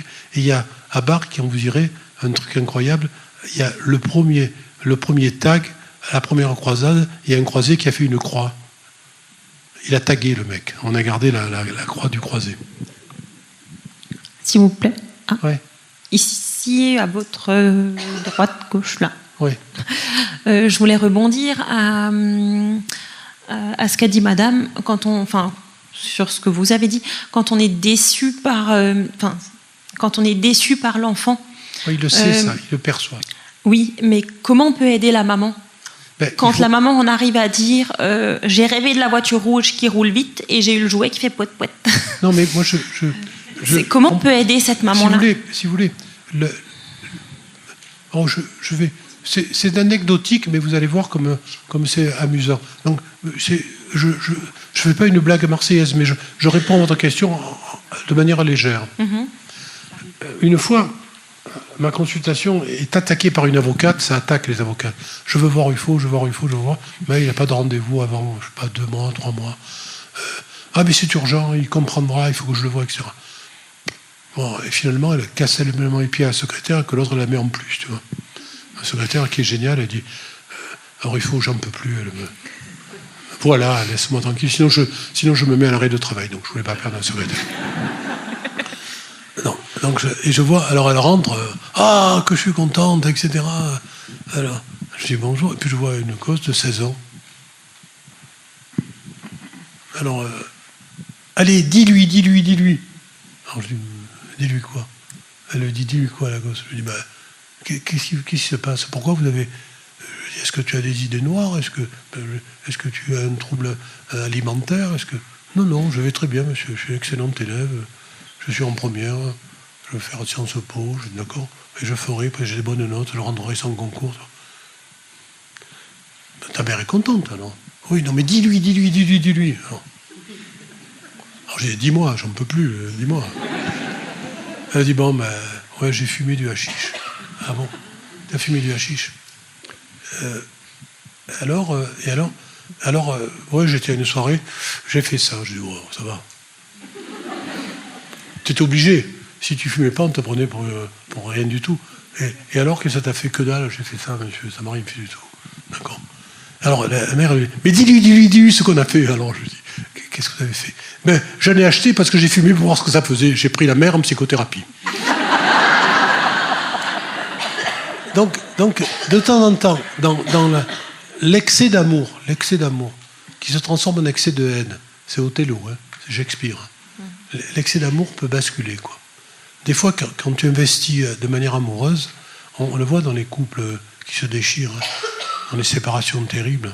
Tu vois, quand j'entends ces phrases terribles, monsieur a dit, madame, quand ils ne disent même plus le prénom. Tu vois.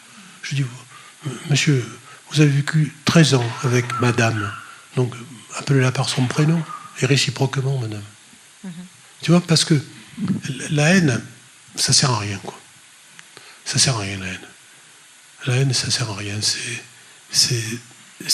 Et je comprends parfois que le rejet peut apparaître par la déception.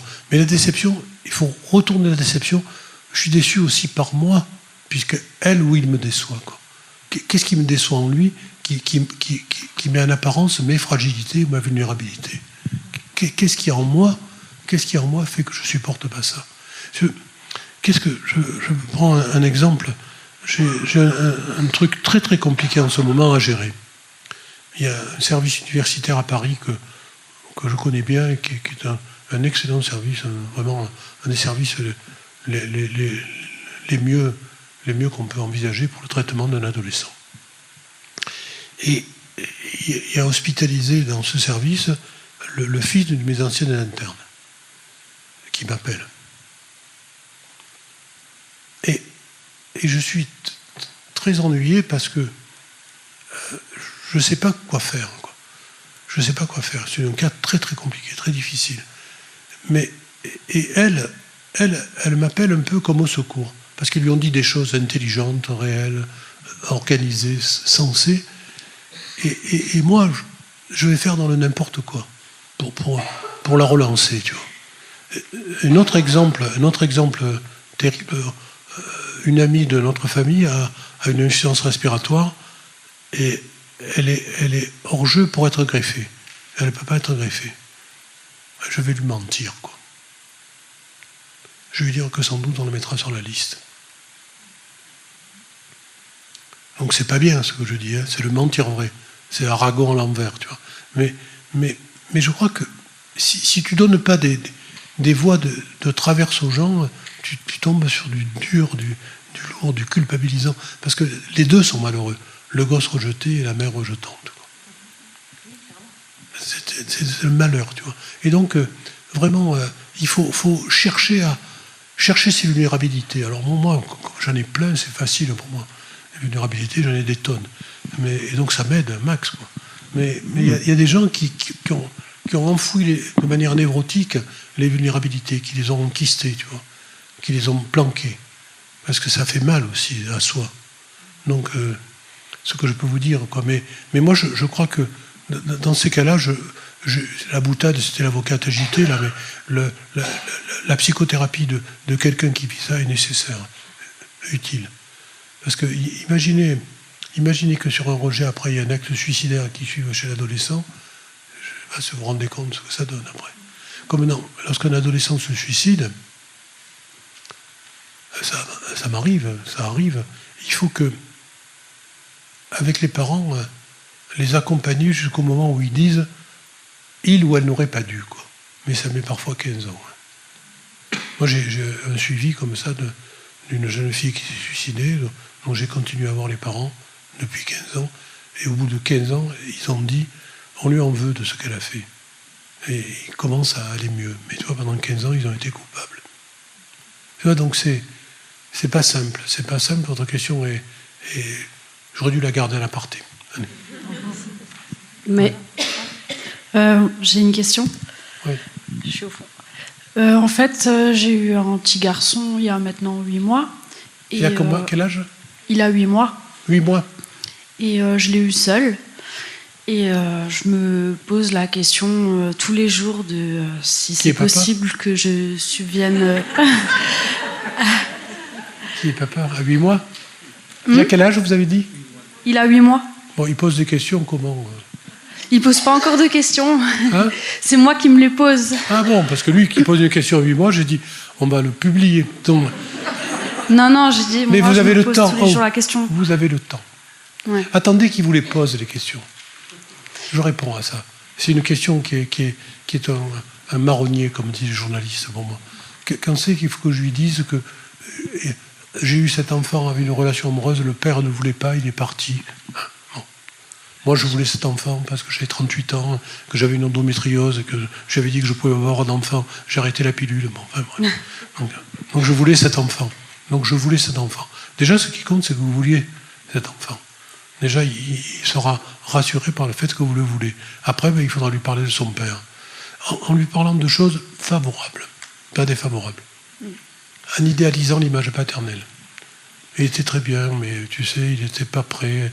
Puis après, il avait peut-être une famille, il avait d'autres enfants. Il ne pouvait pas quitter sa femme, qui allait se suicider. Enfin, bon.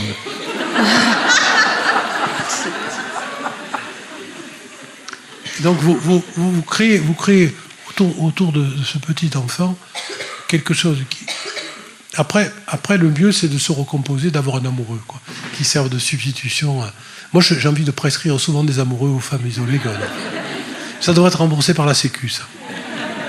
Parce que le père d'accueil, vous savez, je vous raconte une histoire, très, très, très jolie histoire, qui a marqué ma carrière. Je vois une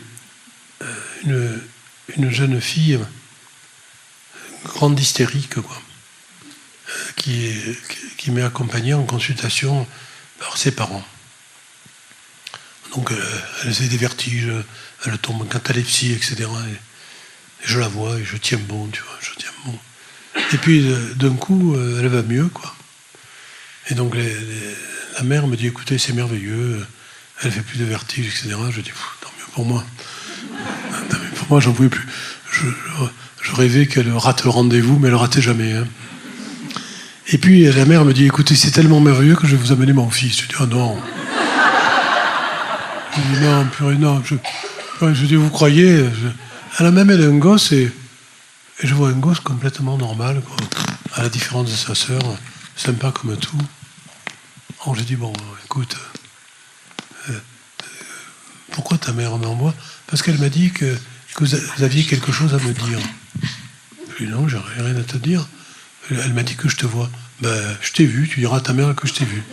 Alors il revient chez elle, la mère me téléphone en disant, ah, c'est merveilleux, il est content de vous avoir vu. Je dis, d'accord. Moi aussi. Et je ne dis pas comment va votre fille. Hein. C'est pas bien, mais je ne le dis pas. Et à ce moment-là, elle me dit, bon, il faut que je vienne vous voir, moi. Je Je dis, je m'en sortirai jamais de cette famille. Elle me dit, voilà, mon fils, notre fils, c'est pas le fils de mon mari. Donc je voudrais que vous lui disiez. Je dis non.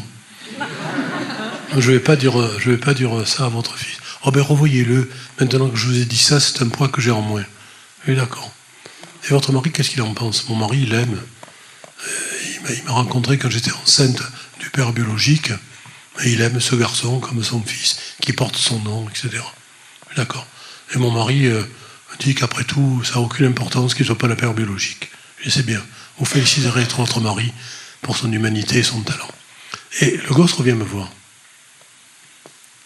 Il me dit, il y a un secret dans cette famille. Et je dis, ah, ça, c'est possible.